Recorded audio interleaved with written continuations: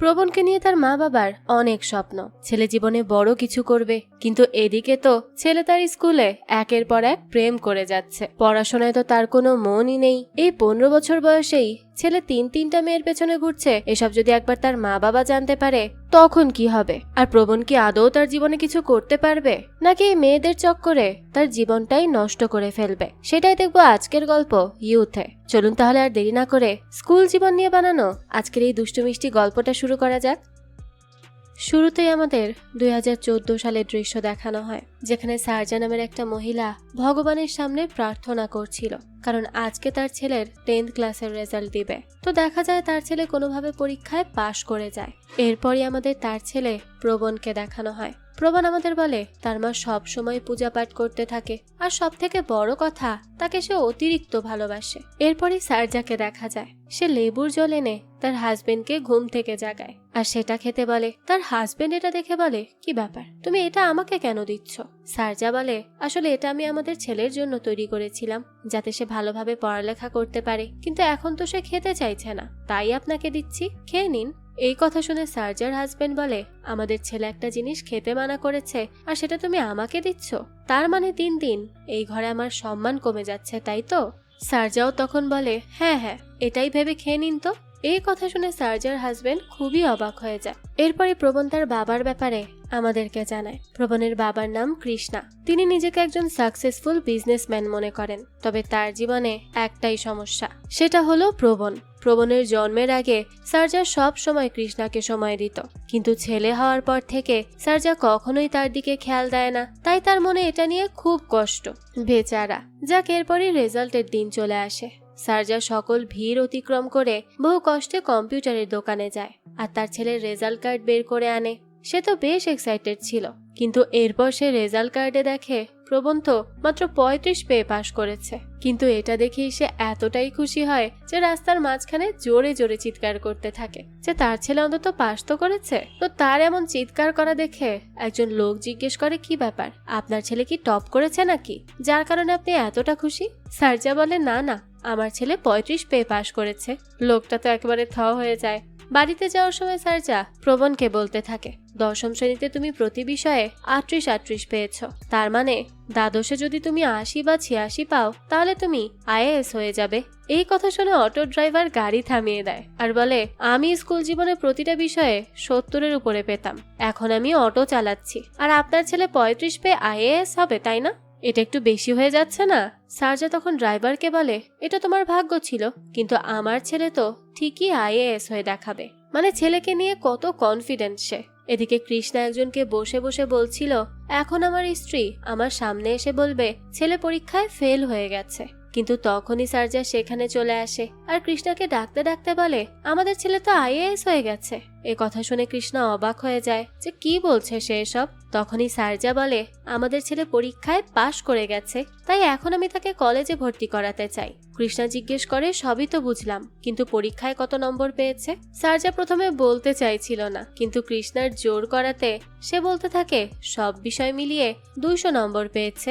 কৃষ্ণা বলে, তার মানে প্রতি বিষয়ে 35 করে পেয়েছে? আমি বলে দিচ্ছি, আমি ওকে আর পড়াবো না, ওকে কালকে থেকে দোকানে পাঠিয়ে দিও কাজ করার জন্য, ওর পড়াশোনা করে কোনো লাভ নেই। সারজা বলে, আরে আপনি যদি আমাদের ছেলেকে না পড়ান তাহলে আমি পড়াবো, কোনো সমস্যা নেই, তাও পড়াবো। এই বলেই সে সেখান থেকে চলে যায়। এরপর সারজা প্রবণকে ভর্তি করার জন্য কলেজে যায়, কিন্তু প্রিন্সিপাল বলে, আমি আপনার ছেলেকে আর কোনোভাবেই এখানে অ্যাডমিশন দেব না। সারজা বলে, কিন্তু প্রথম যখন আমি আপনাদের স্কুলে ভর্তি করানোর জন্য নিয়ে এসেছিলাম আপনি বলেছিলেন আমার ছেলে কোনো সাধারণ ছেলে না। প্রিন্সিপাল বলে, ওইটা আমি হয়তো ভুলে বলে দিয়েছি, কিন্তু আপনার ছেলেকে আমি কোনোভাবেই আমার কলেজে জায়গা দেব না। সারজা বলে, দেখুন, আমার বিয়ের 5 বছর পর আমার ছেলে অনেক কষ্ট করে পৃথিবীতে এসেছে। প্রিন্সিপাল বলে, আপনি গত 5 বছর ধরে এই একই গল্প আমাকে শুনিয়ে যাচ্ছেন আর ব্ল্যাকমেল করে আসছেন, কিন্তু দেখুন আজকে আপনার এই কাহিনীর কোনো মূল্য নেই বলে দিলাম, আমার মত পাল্টাবে না। কিন্তু তখনই সারজা তার ব্যাগ থেকে একটা বিষের বোতল বের করে আর এমন ভাব করতে থাকে যেন প্রিন্সিপাল যদি তার ছেলেকে এই কলেজে অ্যাডমিশন না দেয় তাহলে সে বিষ খেয়ে মারা যাবে। বুঝুন কি একটা অবস্থা, নিজের ছেলের কলেজের প্রিন্সিপালকে গিয়ে ব্ল্যাকমেল করছে এভাবে। আর প্রিন্সিপাল বেচারাও তখন আর কি করবে, সে বাধ্য হয়ে প্রবণকে এই কলেজে অ্যাডমিশন দিয়ে দেয়। বাড়ি এসেই সারজা প্রবণকে জিজ্ঞেস করে প্রিন্সিপাল তাকে অ্যাডমিশন দিতে চাইছিল না কেন, কি কাহিনী? প্রবণ বলে না না, তেমন কিছু না, আসলে সবাই আমাকে সবসময় কর্নার করে রাখে তো সেরকমই কোনো ব্যাপার, বাদ দাও। তারা কথা বলছিল তখনই সেখানে কৃষ্ণা আসে আর সারজাকে তার বন্ধক দেওয়া জিনিস দেয়। আসলে কৃষ্ণা বলেছিল সে প্রবণকে আর পড়াবে না, কিন্তু সারজা তো তার ছেলেকে পড়াতে চায়, তাই সে না পেরে নিজের জিনিস বন্ধক দিয়ে প্রবণকে কলেজে ভর্তি করিয়ে এসেছিল। কিন্তু কৃষ্ণা টাকা দিয়ে সেই সব নিয়ে এসেছে। কৃষ্ণা তখন প্রবণ আর সারজাকে অনেক কথা শোনাচ্ছিল। তখনই সেখানে প্রবণের একটা বন্ধু চলে আসে আর তাকে ক্রিকেট খেলার জন্য নিয়ে যায়। এরপর প্রবণ আমাদের বলে তার জীবনের সব থেকে বড় গোল হচ্ছে ভালোবাসা। সে অনেক মেয়েদের পেছনে লাইন মারে, কিন্তু কোনো মেয়েই তাকে পাত্তা দেয় না। তবে প্রবণের কথা হচ্ছে তাকে মেয়েরা যে দেখে এটাই অনেক বড় ব্যাপার, এর চেয়ে বেশি আর কি চাই। তো এরপরে আমাদের দেখানো হয় আজকে প্রবণের কলেজের প্রথম দিন ছিল।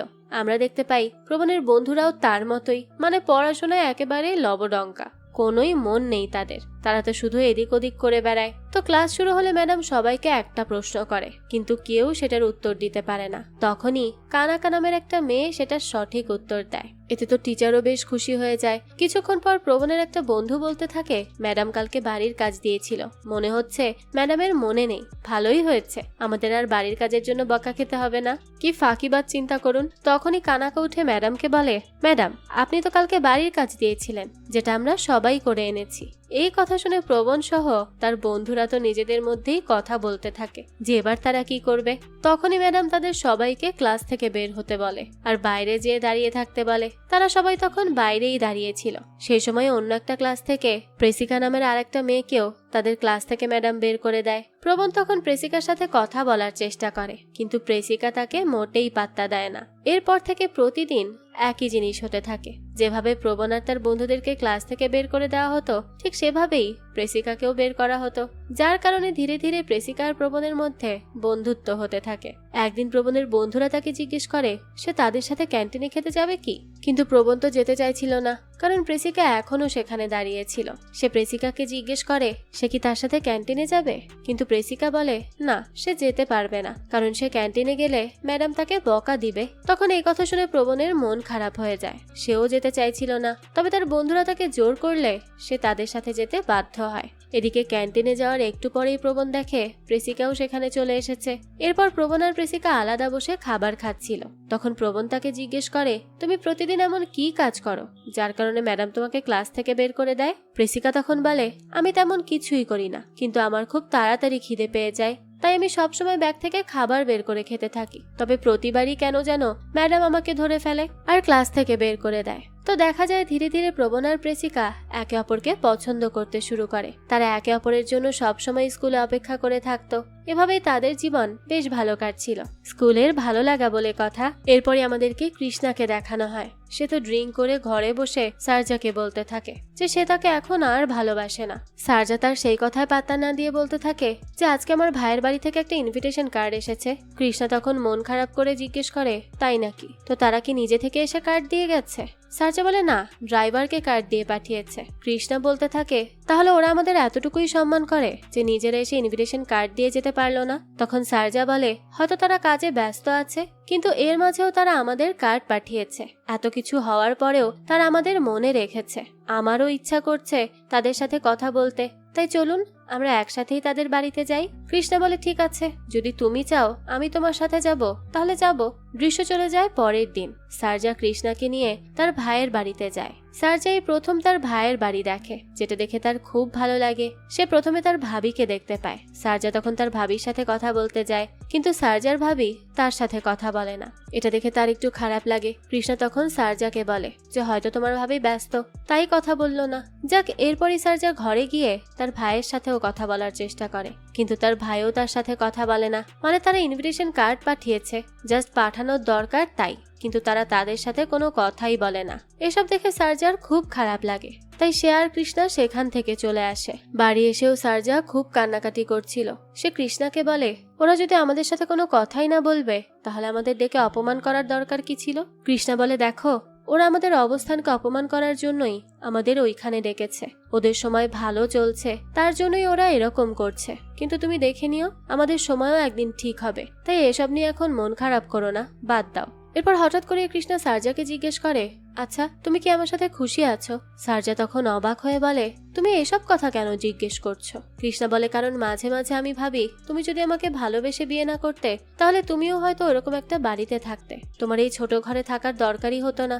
আমার মাঝে মাঝে মনে হয় আমার কারণেই তোমার জীবনটা নষ্ট হয়ে গেছে। সার্জা বলে, আপনি এসব কেন বলছেন? আর এমনিতেও আমার ওই ঘরটা একদম পছন্দ হয়নি। সত্যিকারের ঘর তো সেটাই হয় যেখানে সবাই ভালোবেসে থাকে, যেখানে একে অপরকে ডাকলে সবাই শুনতে পায়। আমার ভাইয়ের ব্যবহারে আমার খারাপ লেগেছে, তাই একটু মন খারাপ করেছিলাম, কিন্তু আমি আমার এই ঘরে খুব খুশি আছি, আপনি কোনো চিন্তা করবেন না। তাছাড়া আমাদের জন্য তো আমাদের ছেলে আছে, দেখবেন সে একদিন পড়ালেখা করে অনেক ভালো মানুষ হবে। ওইদিকে প্রবণকে দেখানো হয় যে বসে বসে তার বিয়ের ব্যাপারে চিন্তা করছিল, পড়াশোনার ঠিক নেই, বিয়ে নিয়ে চিন্তায় পড়ে গেছে। যাক, পরের দিনই সে কলেজে গিয়ে তার বন্ধুদের বলতে থাকে যে আমি একজনের সাথে কমিটেড হতে চলেছি।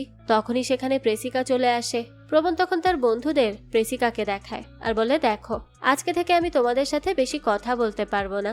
এই বলেই সে প্রেসিকার কাছে চলে যায়। প্রেসিকা বলে, প্রবণ আজকে থেকে আমরা কলেজে আর কথা বলবো না। আসলে আমরা দুজন যে কথা বলি সেটা নিয়ে সবাই অনেক ভুলভাল চিন্তা ভাবনা করে। তারা ভাবে আমাদের মধ্যে প্রেম চলছে। তার উপর আমার বাবা একজন পুলিশ অফিসার, সে যদি জানতে পারে যে আমি তোমার সাথে কথা বলি তাহলে আমার আগে তোমাকেই মেরে ফেলবে।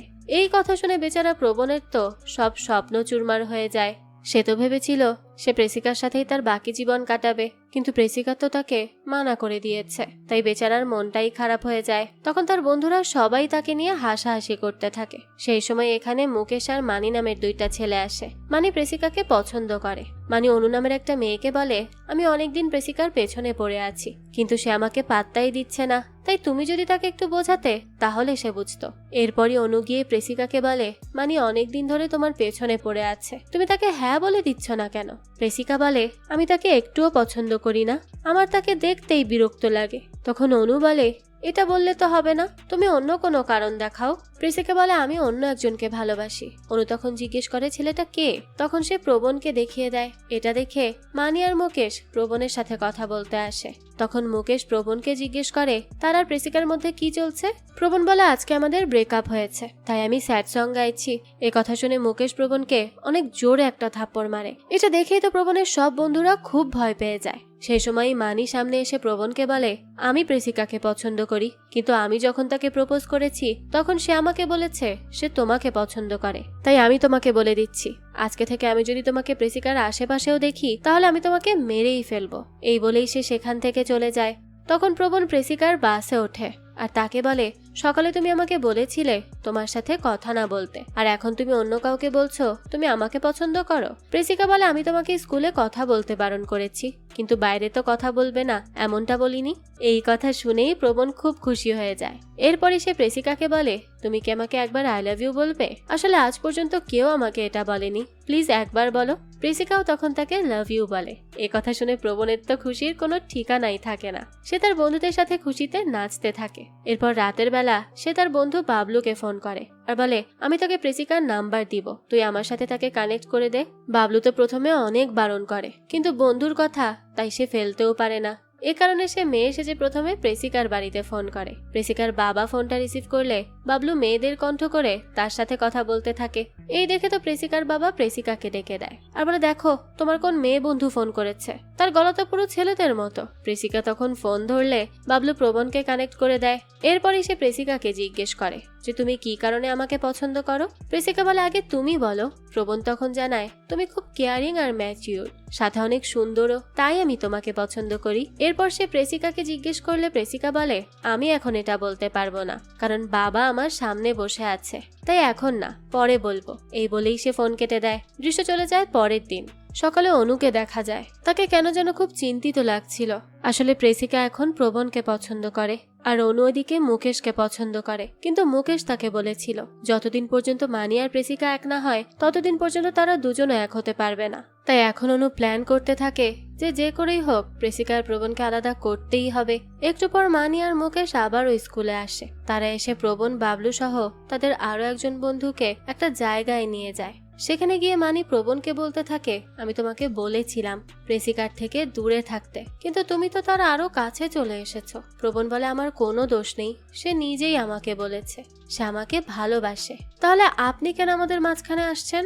এই কথা শুনে মুকেশ খুবই রেগে যায় আর সামনে চলে আসে, কিন্তু তখনই বাবলু মুকেশকে বলে, আমি তোকে মেরে ফেলবো। এই কথা শুনে মুকেশ রেগে যায় আর বাবলুকে মারার জন্য তার দিকে এগিয়ে যায়। প্রবণ এটা দেখে মানির কাছে গিয়ে বলতে থাকে, প্লিজ আপনার বন্ধুকে আটকান, নাহলে সে বাবলুকে মেরেই ফেলবে। কিন্তু উল্টো দেখা যায় বাবলু মুকেশকে একটা ঘুষি দিয়ে সেখানে ফেলে দেয়। এটা দেখে মানির সাথে থাকা ছেলেগুলো বাবলুকে মারতে যায়, তবে বাবলু তো মোটেও ভয় পায় না। সে একাই সবাইকে মেরে একেবারে ভর্তা বানিয়ে দেয়। দৃশ্য পরিবর্তন হয়। পরের দৃশ্যে দেখা যায় প্রবণ প্রেসিকাকে বলে সে নিজে একা সেই ছেলেগুলোকে মেরে এসেছে।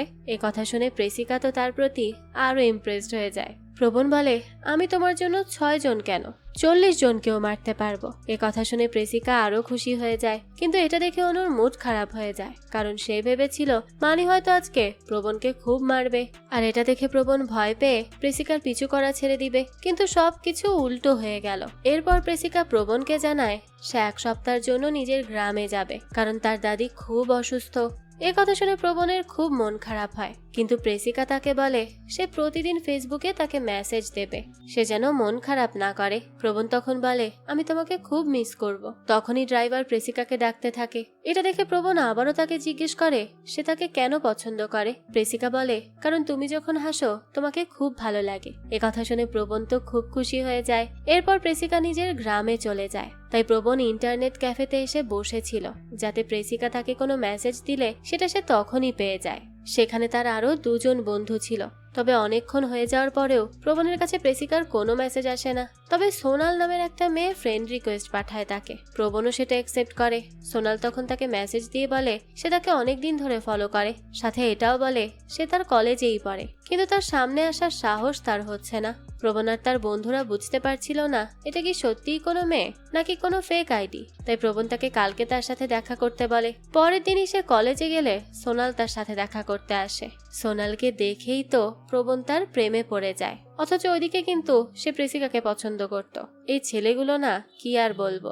যাক, সোনাল তখন সেখান থেকে চলেই যাচ্ছিল, তবে যাওয়ার আগে প্রবণকে বলে তুমি ফেসবুকের থেকেও বাস্তবে বেশি সুন্দর, আমি তোমাকে খুব ভালোবাসি। এই বলেই সে লজ্জা পেয়ে সেখান থেকে দৌড়ে চলে যায়। আর এরপর থেকেই প্রবণ সোনালের সাথে অনেক বেশি সময় কাটাতে থাকে। তারা দুজন এতটাই খুশি ছিল যে প্রবণ তো প্রেসিকার কথা একেবারেই ভুলে যায়। একদিন প্রবণের একটা বন্ধু তাকে বলে যে তুমি যেটা করছো সেটা একদমই ঠিক করছো না, তুমি প্রেসিকার সাথে রিলেশনে থেকে এখন সোনালের সাথে কথা বলছো। এই বিষয় নিয়ে প্রবণ আর তার বন্ধুর মধ্যে মারামারিও শুরু হয়ে যায়। এক পর্যায়ে প্রবণ তাদের বলে, আমি জানি আমি প্রেসিকার সাথে রিলেশনে আছি, কিন্তু আমি সারা জীবন মেয়েদের থেকে এত রিজেকশন পেয়েছি যে আমি নিজেকে হ্যান্ডসাম ভাবেই ছেড়ে দিয়েছিলাম। কিন্তু সোনাল আমাকে যেভাবে দেখে সেটা আমার অনেক ভালো লাগে, কারণ সে যখন আমাকে দেখে আমার মনে হয় আমি সত্যিই হ্যান্ডসাম। এরপরই প্রবণদের কলেজে অ্যানুয়াল ফাংশন ডে চলে আসে। প্রবণ আর তার বন্ধুরা খুব সুন্দর করে নাচ করে। অনুষ্ঠান শেষ হলে প্রবণ দেখে প্রেসিকা তার সাথে দেখা করতে এসেছে।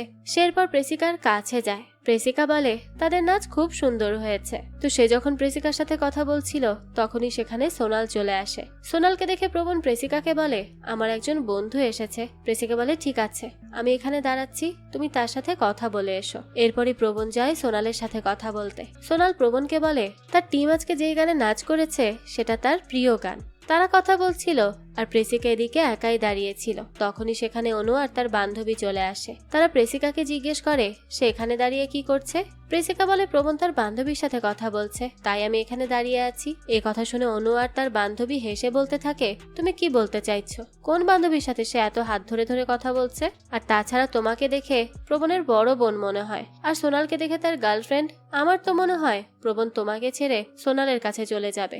এ কথা বলে অনু আর তার বান্ধবী সেখান থেকে চলে যায়। এদিকে প্রেসিকা দেখে প্রবণ তো আসলেই খুব ক্লোজ হয়ে সোনালের সাথে কথা বলছে, যেটা দেখে তার খুব খারাপ লাগে, কিন্তু সে তখন প্রবণকে কিছুই বলে না। দৃশ্য চলে যায় পরের দিন। প্রবণ ক্লাসে বসে লাঞ্চ করছিল। তখনই সেখানে সোনাল এসে তাকে জিজ্ঞেস করে সে তার সাথে ক্যান্টিনে যাবে কি। প্রবণ বলে সে ক্লাসেই খাবার খেয়ে নিবে। এই কথা শুনে সোনাল জিজ্ঞেস করে যে আজকে সে টিফিনে কি এনেছে। প্রবণ জানায় ফ্রাইড রাইস।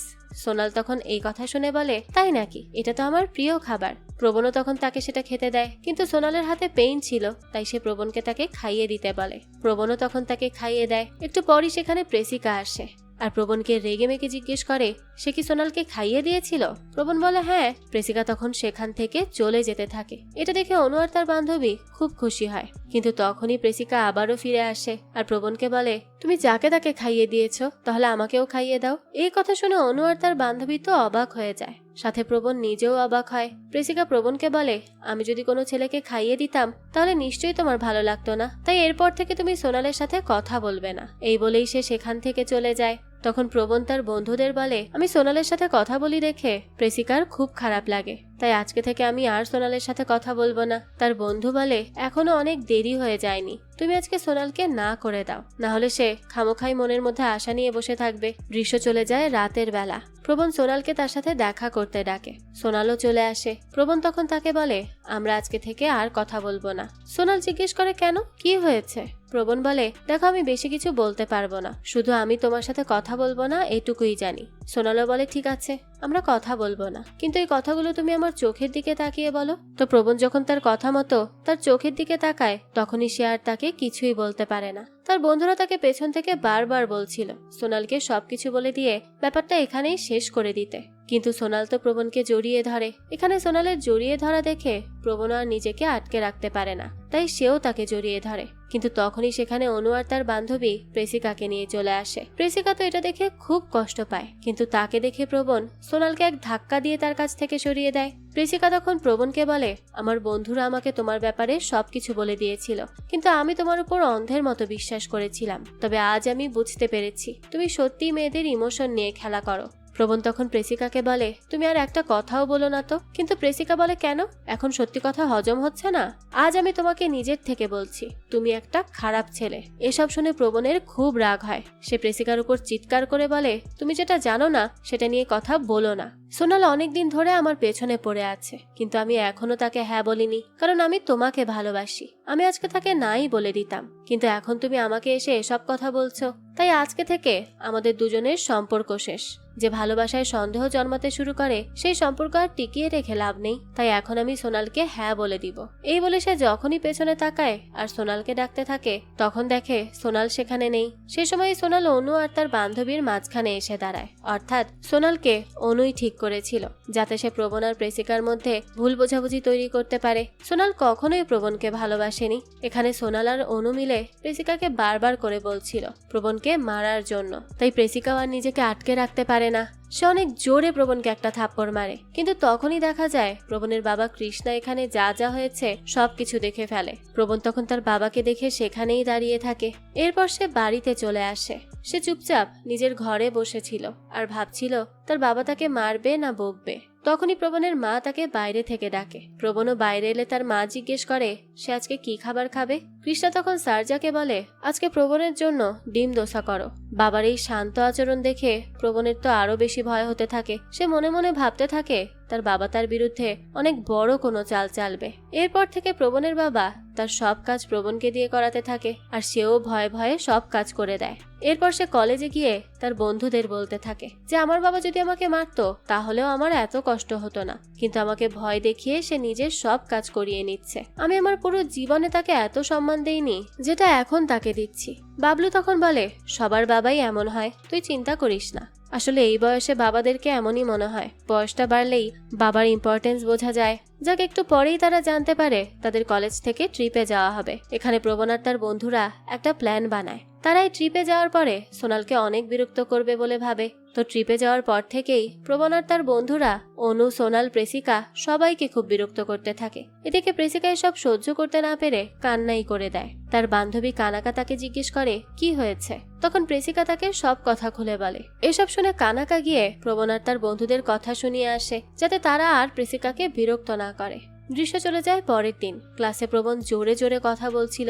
কানাকা তখন তাকে চুপ করতে বলে, কিন্তু তখনই প্রবণের রাগ উঠে যায়, তাই সে কানাকাকে মারার জন্য রেডি হয়। কিন্তু সেই মুহূর্তে সে কানাকার বাবার ছবি দেখে যার মাথায় চুল ছিল না, তাই সে আর তার বন্ধুরা মিলে কানাকার বাবাকে নিয়ে মজা করতে থাকে। একটু পরে এই ক্লাসে স্যার চলে আসে। কানাকা তখন বসে বসে কান্না করছিল।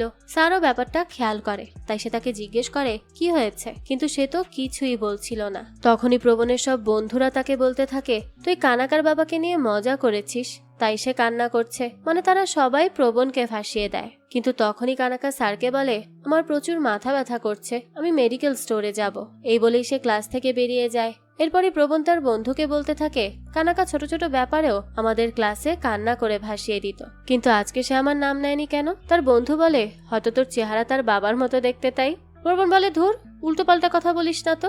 তার বন্ধু বলতে থাকে, আমি কিভাবে জানবো যে সে কেন তোর নাম নেয়নি? তুই নিজে গিয়ে তাকে জিজ্ঞেস করে নে, তাহলেই তো হয়। দৃশ্য চলে যায় পরের দিন। প্রবীণ কানাকার কাছে এসে ক্ষমা চায় তার আগের ব্যবহারের জন্য। তখন কানাকা বলে, তোমার কারণে পুরো ক্লাসের সবাই জেনে গেছে যে আমার বাবার মাথায় চুল নেই। প্রবীণ তখন তার কাছে আবারও ক্ষমা চায়। এরপর থেকেই প্রবীণ কানাকার পিছু পিছু ঘুরতে থাকে, মানে এইবার সে কানাকাকে পছন্দ করে ফেলেছে।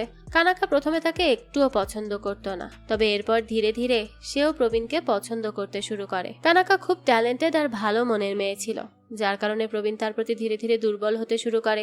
একদিন ক্লাস শেষে সে কানাকাকে জানায় আজকে তার মায়ের জন্মদিন, তাই সে আর তার বন্ধুরা মিলে তার মায়ের জন্মদিন পালন করবে। সে কানাকাকে তার সাথে তার বাড়িতে যেতে বলে। এরপর তারা সবাই মিলে সার্জার জন্মদিন পালন করতে থাকে। সবাই তো বেশ এনজয় করছিল। তখন প্রবণের কানাকার প্রতি এত আগ্রহ দেখে সার্জার প্রবণের প্রতি খুব রাগ হয়। এরপর দেখা যায় প্রবণ তার বন্ধুকে বলে বাকি সব ক্লাসমেটদের বাইরে পাঠিয়ে দেয়, শুধু কানাকাকে রেখে দেয়। তারা সবাই চলে গেলে প্রবণ কানাকাকে খুব যত্ন করতে থাকে, এমনকি সে তো তাদের ফ্যামিলি ফটোতে কানাকাকেও ইমাজিন করে ফেলে। একটু পরে কৃষ্ণা বাড়িতে এলে সে প্রবণকে মারতে যায়, কিন্তু কানাকা সামনে চলে আসে। কানাকাকে দেখে কৃষ্ণা আর কিছুই বলে না। সার্জা তখন কৃষ্ণাকে বলে, আসলে আজকে আমার জন্মদিন, তাই প্রবণ আর তার বন্ধুরা আমার জন্মদিন পালন করতে এসেছিল। এরপর সে জানায় এই মেয়েটা প্রবণের বন্ধু। এই কথা শুনে কৃষ্ণা প্রবণকে বলে, আমি বলেছিলাম তোমার মাকে সারপ্রাইজ দিব, কিন্তু তুমি সব নষ্ট করে দিয়েছো। এটা করা তোমার একদম ঠিক হয়নি। এরপর কানাকা প্রবণকে বলে তার এখন বাড়ি যেতে হবে, কিন্তু সার্জা আর কৃষ্ণা কানাকাকে খাবার খেয়ে যেতে বলে, কারণ না খেয়ে গেলে তো হবে না। তবে কানাকা মানা করে দেয়। সে বলে সে অন্য দিন খাবে, আজ নয়। কিন্তু প্রবণ তাকে বারবার জোর করতে থাকে। এটা দেখে কৃষ্ণা প্রবণকে বলে, তুমি গিয়ে কানাকাকে অটোতে ছেড়ে দিয়ে আসো। তখন প্রবণ আর কানাকা চলে যায়। কৃষ্ণা তখন সার্জাকে বার্থডে উইশ করে। সার্জাও খুব খুশি হয়ে যায়। এদিকে কানাকা প্রবণকে বলে, আজকে যখন আমি তোমাদের ঘরে ছিলাম আমার মনে হচ্ছিল এটা আমারই ঘর। প্রবণ এই কথা শুনে বলে, হ্যাঁ এটা তো তোমারই ঘর। কানাকা তখন খুবই অবাক হয়ে যায়। প্রবণ বলে, না আসলে আমরা সবাই বন্ধু না, তাই আমার ঘর মানে তোমার ঘর, তাই বলেছি আর কি। এর মধ্যেই কানাকার অটো চলে আসে। তখন সে প্রবণকে জিজ্ঞেস করে প্রবণ কি তাকে কিছু বলতে চায়, কিন্তু প্রবণ তো কিছুই বলে না। কানাকা তখন চুপচাপ অটোতে উঠে যায়। এরপর সে আবারও কানাকার কাছে যায় আর নিজের ভালোবাসা প্রকাশ করতে চায়, কিন্তু পারে না। তাই কানাকা এবার নিজেই তাকে তার মনের কথা বলে দেয় যে সে তাকে পছন্দ করে। এরপর আর কি, এরপর থেকেই কানাকা আর প্রবীণের লাভ স্টোরি শুরু হয়ে যায়। তাদের দিন বেশ ভালোই কাটতে থাকে। এরপর একদিন সার্জা প্রবণকে ডাকে আর জিজ্ঞেস করে সে কি কানাকাকে পছন্দ করে। প্রবণ তো প্রথমে কিছুই বলে না, তবে সার্জা তাকে আবারও জিজ্ঞেস করে। তাই এবার সে ঠিকই স্বীকার করে যে হ্যাঁ সে কানাকাকে পছন্দ করে। এই কথা শুনে সার্জা তাকে জিজ্ঞেস করে সে কি কানাকাকে তার চেয়ে বেশি ভালোবাসে। প্রবণ প্রথমে বলে, আমি তোমার থেকে বেশি কানাকাকে কিভাবে ভালোবাসতে পারি। এ কথা শুনেই তো সার্জা খুশি হয়ে যায়, কিন্তু এরপর প্রবণ বলে, আমি তোমার মতোই কানাকাকে পছন্দ করি। এ কথা শুনে তো সার্জার খুব খারাপ লাগে। দৃশ্য চলে যায় রাতের বেলা। সে কৃষ্ণাকে বলে, আমাদের ছেলে মেয়েদের আমরা যতই ভালোবাসি না কেন, তারা যখন নিজেদের সত্যিকারের ভালোবাসা পেয়ে যায় তখন তারা আমাদের ভুলে যায়, তাই না? কৃষ্ণা বলে, আমিও তো আমার মাকে ছেড়ে এসেছিলাম, তখন তোমার মাথায় এই খেয়াল আসেনি। সার্জা বলে, সেটা অন্য ব্যাপার, কিন্তু আমার ছেলে আমাকে ছেড়ে গেলে আমার খুব খারাপ লাগবে। কৃষ্ণা তখন বলে, আরে বাবা, প্রথমে ওকে কলেজটা তো শেষ করতে দাও, তারপর এসব কথা ভাবা যাবে। দৃশ্য চলে যায় পরের দিন। কানাকা প্রবণকে জিজ্ঞেস করে সে যে অ্যানুয়াল ডেতে ডান্স করবে সেটা সে তাকে কেন বলেনি। প্রবণ বলে, আসলে আমি তোমাকে সারপ্রাইজ দিতে চেয়েছিলাম। কানাকা বলতে থাকে, কোনো সারপ্রাইজ দেওয়ার কোনো দরকার নেই। আজকে থেকে তুমি কিছু করতে গেলে প্রথমে আমাকে জানাবে, বুঝতে পারলে? এই বলেই সে সেখান থেকে চলে যায়। এখানে বাবলু এসে প্রবণকে বলে, তুই তো বলেছিলি তুই ডান্স করবি, কিন্তু তুই কি জানিস কালচারাল প্রোগ্রামের সেক্রেটারিকে? এরপরে আমাদের সিদ্ধার্থ নামের একটা ছেলেকে দেখানো হয়, যেই কলেজের হ্যান্ডসাম একটা ছেলে। তার পরিবার বেশ বড়লোক আর সে পড়ালেখাও ভালো, যার কারণে মেয়েরা তার পেছনেই পড়ে থাকে। যাই হোক, এখান থেকে দৃশ্য পরিবর্তন হয়। প্রবণ আর তার বন্ধুরা সিদ্ধার্থের কাছে যায়, তাদের অ্যানুয়াল ডেতে ডান্স করতে দেওয়ার জন্য বলতে থাকে, কিন্তু সিদ্ধার্থ তাদের মানা করে দেয়। তারা তাদেরকে অনেক রিকোয়েস্ট করে, কিন্তু সিদ্ধার্থ তাদের মানাই করতে থাকে। এটা দেখে প্রবণের খুব রাগ হয়, কিন্তু সে কিছুই বলে না। এরপরই দেখতে দেখতে অনুষ্ঠানের দিন চলে আসে। সিদ্ধার্থ আর তার বন্ধুরা একটা রুমে বসে প্র্যাকটিস করছিল। তখনই বাবলু আসে আর তাদের সেই রুমের মধ্যে আটকে দরজা বন্ধ করে দেয়, যাতে তারা বাইরে আসতে না পারে। এরপর তাদের নাম ডাকা হলে যখন তারা না আসে, তখন তাদের জায়গায় প্রবণ আর তার বন্ধুরা ডান্স করে, যেটা দেখে সবাই খুব খুশি হয়। কিন্তু এরপর সিদ্ধার্থ বাইরে এসে প্রবণের সাথে ঝামেলা করতে থাকে। এরপর সিদ্ধার্থ তাকে বলে, তুই আমার সাথে কথা বলার যোগ্য না, তুই মেয়েদের সাথে কি করিস সেটা আমি জানি। এই কথা শুনে প্রবণ খুবই রেগে যায়, আর এখানে সিদ্ধার্থ এবং তার মধ্যে ভীষণ ঝগড়া হতে থাকে। তখনই সেখানে কানাকা চলে আসে। সে তাদের থামতে বলে, কিন্তু সিদ্ধার্থ কানাকাকে বলে, তুমি জানো না এই প্রবণ কি ধরনের ছেলে। সে অনেকগুলো মেয়ের সাথে একসাথে কথা বলে। কানাকা তখন সিদ্ধার্থকে বলে, আমি খুব ভালো করেই জানি প্রবণ কি ধরনের ছেলে। প্রবণের ব্যাপারে তোমার আমাকে বলতে হবে না। তাছাড়া তুমি নিজেকে কি ভাবো, আর আমি যার ইচ্ছা তার সাথে কথা বলবো, তুমি আমাকে আটকাতে পারবে না। কানাকা প্রবণের জন্য এভাবেই লড়াই করে, আর তাকে এভাবে লড়াই করতে দেখে প্রবণের তো খুব ভালো লাগে। সে এক দৃষ্টিতে কানাকার দিকে তাকিয়ে থাকে, একেবারে মুগ্ধ হয়ে। দৃশ্য চলে যায় পরের দিন। প্রবণের বন্ধুরা তাকে জিজ্ঞেস করতে থাকে সে কখন কানাকাকে প্রপোজ করবে। প্রবণ বলে, আমি এখনো শিওর না। তার বন্ধুরা তখন বলে, এর আগে তুমি যতগুলো মেয়ের সাথে কথা বলেছ তুমি এমনিতেই বলেছ, কিন্তু এবার তুমি সত্যিই বদলে গেছো। তার মানে তুমি কানাকাকে সত্যিই ভালোবাসো। কাল আমাদের ফেয়ারওয়েল পার্টি, তাই আমাদের মনে হয় তোমার কালকেই কানাকাকে নিজের মনের কথা বলে দেওয়া উচিত। এরপরই প্রবণ সিদ্ধান্ত নেয় সে কানাকাকে নিজের মনের কথা বলে দিবে। পরের দিন সে খুব সুন্দর করে কানাকার সামনে গিয়ে বলতে থাকে, তুমি আমার জীবনে আসার পর থেকে আমার জীবন পুরো বদলে গেছে। আমি সত্যিই তোমাকে খুব পছন্দ করি কানাকা। কানাকা এই কথা শুনে সেখান থেকে চলে যেতে থাকে। প্রবণ জিজ্ঞেস করে সে কেন চলে যাচ্ছে। সে তো প্রথমে তাকে এমন ভাব দেখিয়েছে যেন সে তাকে পছন্দ করে। কানাকা বলে, এর আগে আমি তোমাকে যা বলেছি, যেভাবে তোমার সাথে আচরণ করেছি, সবকিছুই বন্ধুত্ব থেকে, আমি কখনোই তোমাকে নিয়ে অন্য কিছু ভাবিনি। এ কথা শুনে প্রবণ খুব কান্না করতে থাকে। তখনই সেখানে বাবলু সহ আর বাকি বন্ধুরা চলে আসে। তারা তাকে জিজ্ঞেস করতে থাকে তার কি হয়েছে। তখন প্রবণ খেয়াল করে বাবলুর মুখে অনেকগুলো মারের দাগ। এটা দেখে এসে তাকে জিজ্ঞেস করে যে কি হলো, তার কি হয়েছে। কিন্তু তারা কেউই কিছু বলতে চাইছিল না। তবে প্রবণের জোর করাতে তারা বলে দেয় সিদ্ধার্থ আর তার বন্ধুরা তাদের এই অবস্থা করেছে। এ কথা শুনে সে তো খুবই রেগে যায়। সাথে সাথে একটা লাঠি নিয়ে সিদ্ধার্থের কাছে চলে যায়, তাকে খুব মারতে থাকে। আর এভাবে তার বন্ধুরা আর প্রবণের বন্ধুরা সবাই মারামারি করতে শুরু করে দেয়। এই মারামারি এতটাই খারাপ পর্যায়ে চলে যায় যে কারো মাথা ফেটে যায়, আবার কারোর মুখ থেকে রক্ত বের হতে থাকে। একটু পর সবাইকে প্রিন্সিপাল অফিসে নিয়ে যাওয়া হয়। প্রবণ আর তার বন্ধুরা যেহেতু আগে থেকে এরকম মারামারি দুষ্টামি এসব করতো, তাই সবাই ভেবে নেয় প্রবণ আর তার বন্ধুরাই দোষী। তখন সেখানে সব ছেলেদের বাবা মা চলে আসে। সার্জা সেখানে আসলে প্রিন্সিপাল ম্যাডাম তাকে জানায় তার পক্ষে প্রবণ আর তার বন্ধুদের এই কলেজে রাখা সম্ভব না, তাই সে আজকেই তাদের টিসি দিয়ে দিবে। এই কথা শুনে সার্জা খুব কান্না করে, প্রিন্সিপাল ম্যাডামের পায়ে পড়ে যায়। কিন্তু প্রিন্সিপাল এবার তার কোনো কথাই শোনে না। এটা থেকে সার্জা সিদ্ধার্থের কাছে যায়, তার কাছে ক্ষমা চাইতে থাকে, কিন্তু সে তো তার দিকে তাকাই না। কি বেয়াদব। প্রবণ তখন বারবার তার মাকে এসব করতে বারণ করছিল, কিন্তু সার্জা তাকে চুপ করিয়ে দেয়। এক পর্যায়ে হঠাৎ করে সে অজ্ঞান হয়ে সেখানেই পড়ে যায়। এরপরই তাকে নিয়ে যাওয়া হয় ডাক্তারের কাছে। ডাক্তার বলে সে হার্ট অ্যাটাক করেছে। কৃষ্ণা এই কথা শুনে খুব ভেঙে পড়ে। সে প্রবণকে বলতে থাকে, আজকের এই দিন দেখার জন্য তোমার মা বিয়ের 5 বছর পর তোমাকে জন্ম দিয়েছে।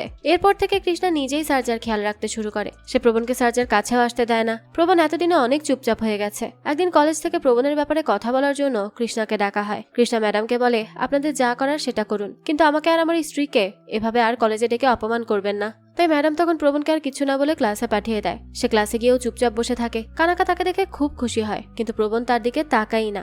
একটু পরই কানাকা তার কাছে এসে তার কাছে ক্ষমা চায় ওই দিনের ব্যবহারের জন্য। কিন্তু এরপর সে বলে, আসলে আমিও তোমাকে খুব ভালোবাসি, তবে তুমি তোমার ভবিষ্যৎ নিয়ে একটুও ভাবো না। এবারের পরীক্ষায় তুমি সব সাবজেক্টে ফেল করেছো, তাহলে তুমি আমাকে বলো আমি কোন ভরসায় তোমাকে ভালোবাসবো। সে আরো বলে, আমার নিজেরও কিছু স্বপ্ন আছে যেটা পূরণ করতে হবে। প্রবণের একটা বন্ধু তখন কানাকাকে জিজ্ঞেস করে, প্রবণ যদি পরীক্ষায় পাশ হয়ে যায় সামনে, তাহলে কি তুমি তাকে ভালোবাসবে। কানাকা তো তখন কিছুই বলে না, তাই তারা প্রবণকে নিয়ে সেখান থেকে চলে যেতে থাকে। তবে যাওয়ার সময় কানাকা বলে, প্রবণ যদি এই পরীক্ষায় পাশ করে তাহলে আমি তাকে ভালোবাসবো। এ কথা শুনে প্রবণ অবাক হয়ে যায়। এরপর থেকে সে খুব শান্ত হয়ে যায়, সবসময় পড়ালেখা নিয়ে ব্যস্ত থাকে। তার মা তাকে ঘরে আগের মতো পড়ার জন্য খুব সাপোর্ট করত।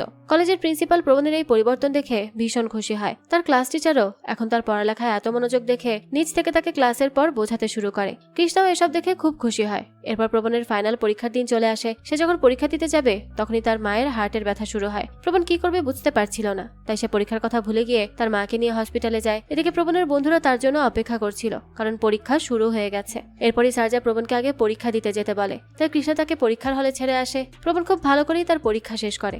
এখান থেকেই দৃশ্য পরিবর্তন হয়। আমাদের সারজাকে দেখানো হয় যে ভগবানের সামনে প্রার্থনা করছিল যে তার ছেলের আজকে রেজাল্ট দিবে, যাতে সে পরীক্ষায় অন্তত পাশ করে।